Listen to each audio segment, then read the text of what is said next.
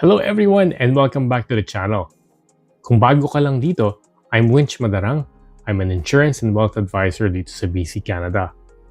Dito sa Arcores Financial, ang motto namin is simple: clarifying wealth and optimizing growth. Our mission is to help you navigate the ever-changing financial landscape dito sa Canada para secure ang finances nyo ngayon at sa future. Alam nyo, madaming kababayan natin ang nagtatanong sa akin, Winch, paano ba talaga mag-invest dito sa Canada? Ano ba ang kakaibahan ng FHSA, sa TFSA, sa RRSP? Ang daming initials. Kaya sa video na ito, we're breaking it down. Investment 101. Himayin natin ang tinatawag na financial planning structure. Pero, bago tayo magsimula, please, don't forget to hit like and subscribe para lagi kayong updated sa financial literacy tips natin.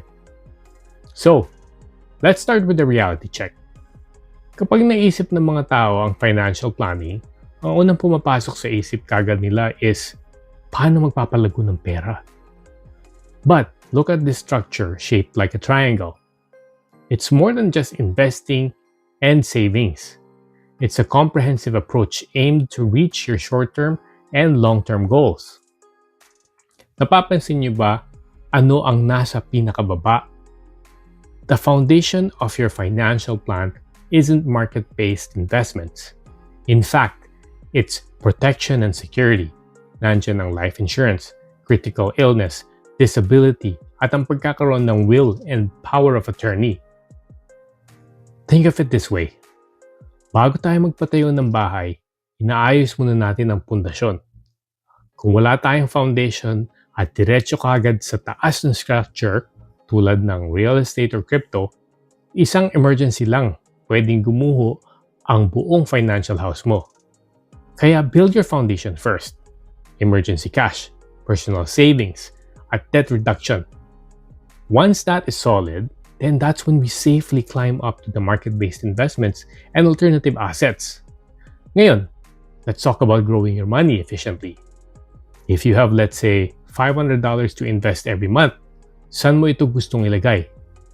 Dito sa Canada, we look at investments through 3 different tax buckets.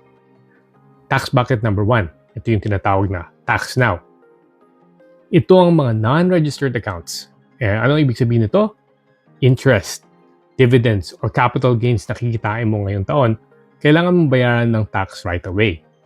Mas madali siyang i-access pero wala siyang tax shelter. Bucket tax number 2, the tax later. Ito naman ang sikat na RRSP or kung tawagin natin ay Registered Retirement Savings Plan. Pati na rin ang work pensions nyo kasama dito. Kapag nagpasok ka ng pera dito, nakababawas ito sa income tax mo ngayon. It grows tax deferred at babayaran mo lang ang tax later. Kapag kinuha mo na siya sa retirement mo, kung kailan mas mababa na ang tax bracket mo. Bucket number 3, the tax never. This is my absolute favorite. Ito yung TFSA or yung tinatawag natin na tax-free savings account. Kasama na din dito ang permanent life insurance policies with cash values at your principal residence. Sa TFSA, any investment growth inside the account is 100% tax-free at tax-free mo rin siyang mai-withdraw anytime. At syempre, hindi natin pwedeng kalimutan ang FHSA or First Home Savings Account na sikat dito sa BC para sa mga first-time home buyers. It combines the best of both worlds. Tax deduction ng RRSP sa pagpasok ng pera at tax-free withdrawal nung TFSA kapag pinambili mo na ng bahay.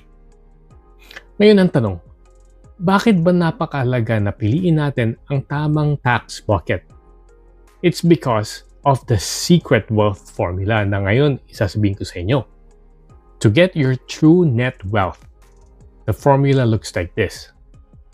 Time plus investment rate of return minus taxes and inflation. Minsan, masaya tayo kasi mataas ang rate of return ng investments natin. Pero kung kakainin naman ito ng mataas na taxes at ng inflation, ang ending, maliit lang. And the net wealth na maiiwan sa atin is ganun lang din kaliit. That's why smart financial planning is about maximizing your time and return habang pinapaliit naman ang impact ng tax and inflation. Sabi nga ng isa sa mga pinakasikat na investors na si Warren Buffett, do not save what is left after spending. Spend what is left after saving. Balik na rin natin ang nakasanayan na natin mga kabayan.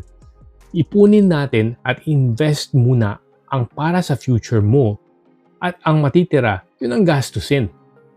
The important thing is to start now. An effective financial plan is essential to any goal.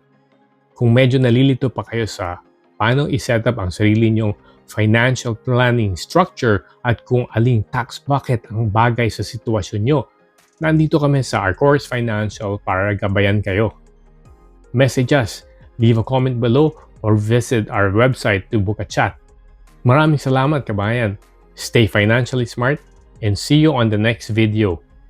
Always remember, clarifying wealth helps optimize your growth.